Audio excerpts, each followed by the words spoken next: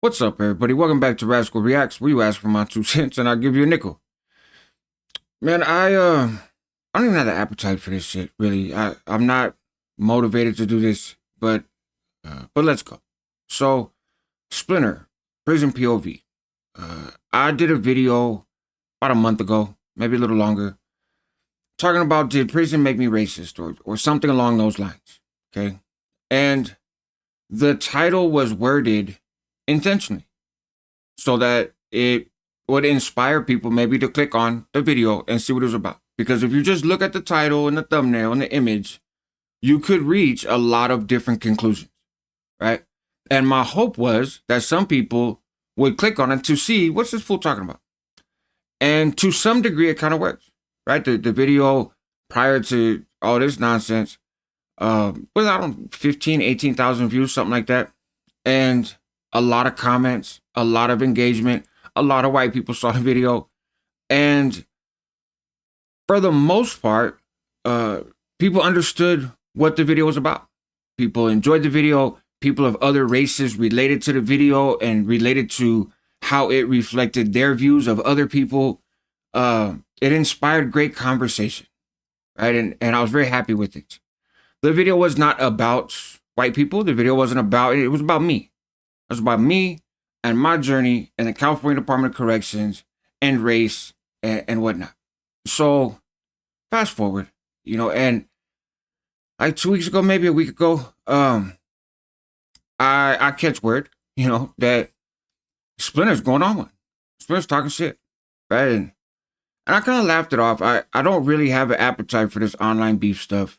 It just, not that I've never engaged in it before, because I have. I'm not immune to it. I'm not above it. But I try to be, on my better days I am.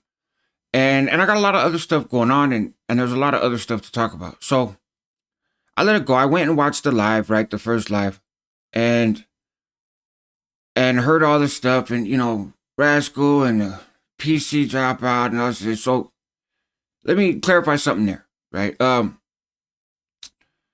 I believe, right, if what I've seen and what I've heard is correct, a Splinter, you started doing time around 2000, right? When you had made a bunch of angry phone calls to your baby's mama's job or whatever, and started out on a level 1 in Mill Creek, and that's around the same time that I was on a level 4, and then I was getting validated. I was halfway through my time. And getting validated and going to the SHU program. And I paroled December 9th, 2005. From the Pelican Bay SHU, no dirt on my name, none of that shit, right? And I think that's before you caught your second CDC number for burglary or whatever it was. Now, I don't say that because I think that makes me cool. I don't think going to prison is cool. I don't think going to prison is something to be proud of. Therefore, I don't think any activities in prison or whatnot are cool or something to be proud of, right? People that go in there and do stuff to help them change their life for the better, I think, yes, props to that. But I'm not suggesting that you're not a tough guy and that you haven't put in work and you're not about the business and I'm not saying any of that stuff. I'm not saying I'm stronger than you or better than you or cooler than you or nothing. I did not introduce that kind of language to this conversation. You did. And it's just ironic to me that coming from that position, you would jump to throw such stuff out there. And when people corrected you in the comments, because I've been on YouTube for a little while, right? And when people jumped, in the comments and corrected you, you went on tirades and blocked them and made videos about them and all this other stuff, which shows me that this is just about the views. This is not about the substance, right? It's not about sticking up for the wood pile. It's just the views. And that first live was the second highest rated live that dude had in the last like 2-3 years. The first one was got the black eye. And so I wasn't going to respond. I let it go. I laughed it off and people got in the comments on the video and that's fine. It's social media. You put yourself out there for people to comment to. and that's fine, right? Some I responded to, some I didn't. Just kind of heart the comment, keep it pushing, you know. And I thought it was a dead issue, right? There was word that there was going to be a video coming out. So I was waiting. There was no video. That's fine. I don't take this stuff personal, right? It's YouTube. It's the internet. And then a video drops the other day, you know, right after I get out of the hospital too. Convenient timing.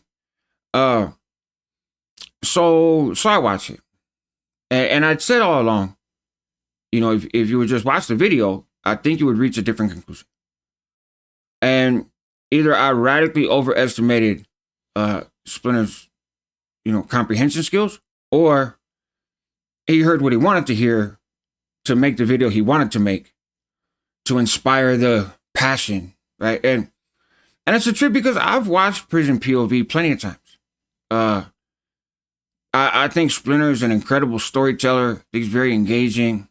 I tend to take everybody at face value on this internet thing. I expect that when people are telling stories, they're telling the truth. You know, I've learned over time, obviously that's not true. You know, that some people do, some people don't.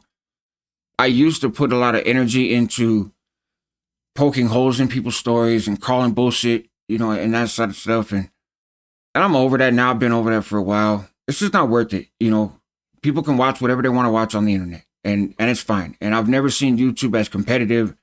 I don't feel like if you watch my channel, don't watch that channel, or if that channel gets, you know, bigger, then somehow mine's going to shrink. I just come on here and do what I do. You know, it's not that serious, right? But I enjoyed the content, you know, and the stories and the character. He's very animated and engaging, and so I'm a little disappointed in all this, you know, nonsense. I was gonna make a whole video where I showed his video and my video and I timestamps and the clips, and I just don't have it like that right now, to be quite honest. And I don't think it's worth it. So I'm gonna address a couple things that Splinter said, and then I'm gonna explain what the video was about. My video was about from my perspective. And again, I encourage you to watch it, and watch it all the way through. But you know, sometimes we can watch things or we can read things expecting a certain result, right?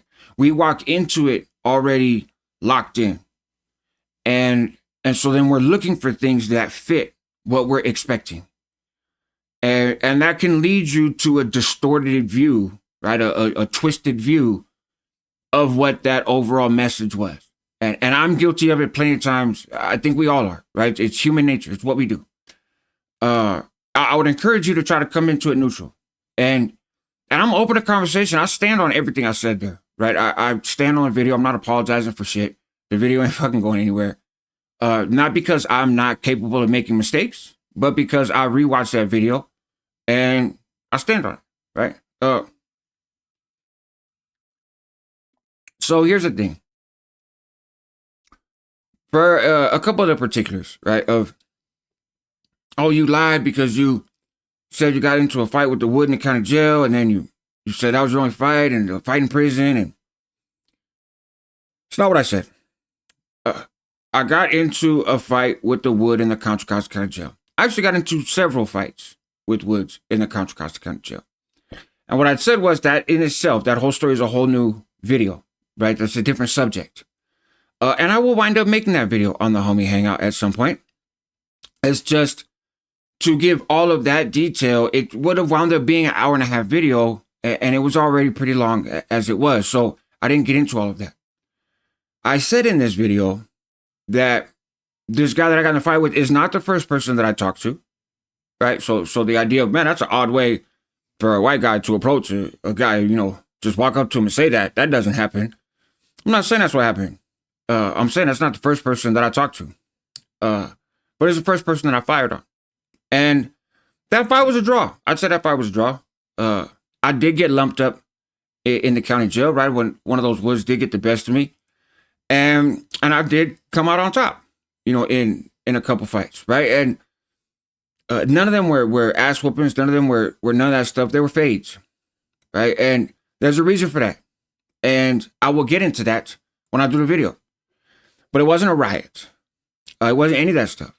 And I understand that that Splinter has a very passionate view based on his experiences and where he's done his time, and far be it for me to say that he's wrong.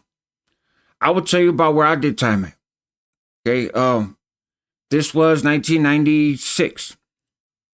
Okay, so I'll get into that. That's in another video.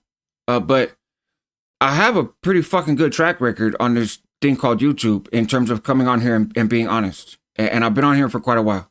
And so, believe it or not, that's up to you. I don't care. But that's that. The altercation with the Woods in Solano was my only fight in prison. And I said that, in prison. I view the county jail and prison as two distinct environments, and I think most folks that have done time in the state of California would agree. If not, then oh well. But I said that was my only incident in prison. Like I said, I had several incidents in the county jail. That's another video, right? Stay tuned. Subscribe to the fucking channel. What else was there? Oh, the dudes in Salinas Valley saying what's up, and I just ignored them because I was scared. Fucking guy. Again, this is like, do I gotta put closed captions with a little bouncing ball so you can fucking follow along? They came up to me and said, "What's up, Wood? What's up, Wood? What's up, Wood?" And I ignored them. You know why I ignored them? Because I'm not a Wood. That's why. And that's why when I turned around, I told them, I'm a fucking Wood. Right? So, again, if you actually listen to what it said, it makes a little bit more sense. Because, yes, it would be odd for you to walk by and somebody say what's up to you and you just completely ignore them. Okay? And I think there was a couple of little bullshit things that he made reference to that was kind of intentionally distorted. Again, watch the video. But why did I make the video? Right? Did I make the video because I don't like white people, or because I'm racist, or because white guys fucking beat me all the time, or anything else, right? That's one of the other things he said, where you can't be a member of a Hispanic gang, right? You can't be a northerner. He said northerner, but I think he was generalizing. But you can't be a norteño in the streets and then go to prison and be a Wood, right? That's rancor stuff. That's this, that's that. I don't disagree that it's weird. I think it's weird. But if you're a white guy, right? And to be clear, I'm white and Mexican, right? And proud of both. But if you're a white guy, and I saw Woods with the last name Hernandez blasted on her back, right? So the whole race conversation is a tricky one anyways, and one that I have on my channel fairly often. I'm not a fan of the labels and this kind of manufactured boxes that people get put in so that we focus more on each other instead of on the systems that are taking advantage of all of us. But that's a conversation for another day. For the purpose of this one though, right? If you're coming from the streets and you have no prison, you've never been in prison, you don't have a bunch of tattoos, nothing else, I think odds are, right, you just came into prison as a just regular guy, right? Regular guy, non-affiliate, right? Non-affiliate white guy. And I have seen that happen. Did I see that happen when I was in prison? No. Do I know a dude from the streets that was a northerner in the streets as a teenager, and he went to YA and ultimately went to prison and came out and he wasn't a northerner anymore? He was a Wood. He wasn't some, Nazi flag carrying, swastika wearing white guy. But did he claim a gang in prison? No. He went with his race. Does that happen often? I don't fucking know. I don't know. I've seen the same thing with Border Brothers, right? There was a dude that in that same county jail who claimed to be a northerner in the county jail, and he was a northerner in the streets. And when he went to San Quentin, he rocked with the Paisas. All of a sudden, he didn't bang, right? So that stuff does happen. Again, I'm not going to be lectured about prison by Splinter, okay? And he did time longer than me. He stayed in the system longer than me, and maybe things changed. It is what it is. But I'm speaking for where I was and what I saw. And then coming home from prison, I met people in the streets that ran with Hispanic gangs, quote unquote, in the streets, and when they went to prison, they ran with the race, and it wasn't an issue. And maybe there's cases where it was an issue. I just don't know those people. My point was, I come from an environment in the Bay Area of California, in an era, right, 80s, early 90s, where race wasn't really an issue in the streets. There's no race-based gangs. Everybody was banging, everybody was violent, everybody with the shit. Was what it was. And so race was a non-factor, from any direction. Not that a non-factor in the grand scheme of things, right? That's, that's not what I'm saying. But in a street violence kind of way, man, people didn't pay attention to that shit. And so the idea of being a white northerner, quote unquote, was never a thing. We joked about race, we talked shit about race, we clowned about race. Of course, we all did. Everybody did it with everybody, right? It was far less fragile of a population at the time. But the uniqueness, I guess, which is not unique, but the oddness of a white northerner, I didn't realize was odd. And people didn't really see me as a white guy. They just see me as a homeboy, as a northerner, right? So going to the county jail was my first experience with that. And it was different. And then going to prison, and I talk about this in my video, right? All this is in the video, and I'm not going to retell the whole thing here. But my point was this. I went into an environment that had racialized rules that pre-existed me. I didn't fucking make it up, right? Of who gets along with who doesn't, and how things work. And that was new for me. And it was kind of odd. And because my team is on the other side of the yard, right? And I talked about having a celly in San Quentin where I walked by a white dude in reception, and he was like, "Hey man, what's up? How you doing?" I was like, "I'm good, what's up?" And very respectful, very polite, just casual exchange, right? And my celly, young dude too. I was 19, he's probably same age. Hey bro, fuck them dudes. Whoa. So he was tripping. Hey bro, don't talk to those dudes. You're one of us. One of them and this. And you're talking about prison, a predatory environment, young people, gang banging. Like, it's a different fucking world.